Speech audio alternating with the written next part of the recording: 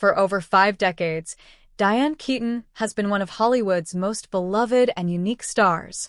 With her unforgettable voice, quirky fashion, and ability to blend humor with heartbreak, she became a symbol of individuality and strength. But now, as she lives a quieter life away from the cameras, fans can't help but feel a mix of admiration and sadness for a woman who gave everything to her art and now faces the silence that comes after the spotlight fades. Born in Los Angeles in 1946, Diane Keaton grew up with dreams of becoming a star. Her journey began in theater, where she quickly drew attention for her fearless performances and natural wit. Her big break came when she met Woody Allen, who cast her in Play It Again, Sam, and later, in the film that would make her a legend, Annie Hall. That role didn't just win her an Academy Award, it changed cinema forever. Keaton's character was vulnerable, funny, intelligent, and imperfect in a way that audiences had never seen before. But behind that bright, charming smile was a woman who often felt deeply insecure. Despite her fame, Keaton struggled with loneliness and self-doubt. She has admitted that she never felt beautiful by Hollywood standards, and her awkwardness became part of her charm. "I was never the glamorous type," she once said. "I was just me." And somehow that worked. Through the 1970s and 1980s, Keaton became one of the most sought-after actresses in Hollywood. From The Godfather to Reds and Something's Gotta Give, she brought authenticity to every role.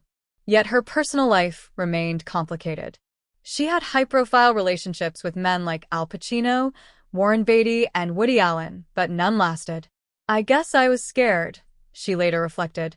Scared of being vulnerable, scared of being hurt. In her 50s, Keaton made a decision that surprised everyone.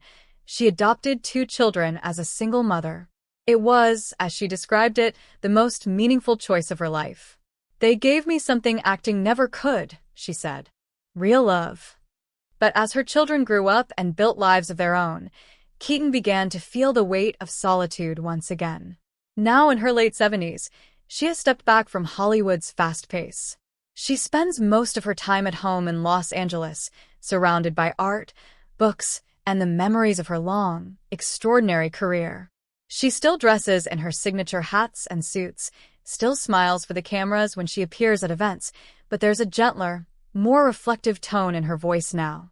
"I think about the past a lot," she admitted in a recent interview. "About all the people I've lost, all the moments that won't come again. It's strange getting older. It's humbling." Her friends describe her as private and introspective.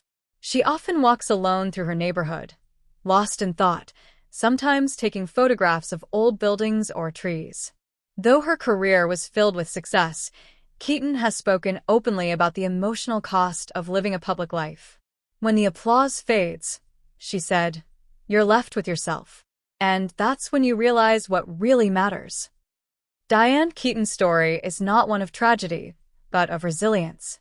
It's the story of a woman who carved her own path, who refused to conform, and who faced aging with grace and honesty. Her later years may be quieter, but they are filled with meaning, a life built not on perfection, but on authenticity. For fans, the sight of Keaton stepping away from the spotlight feels bittersweet. She made us laugh, cry, and believe in love, even when she wasn't sure she believed in it herself. And though the cameras may no longer follow her every move, her legacy continues to shine just as brightly as it did decades ago.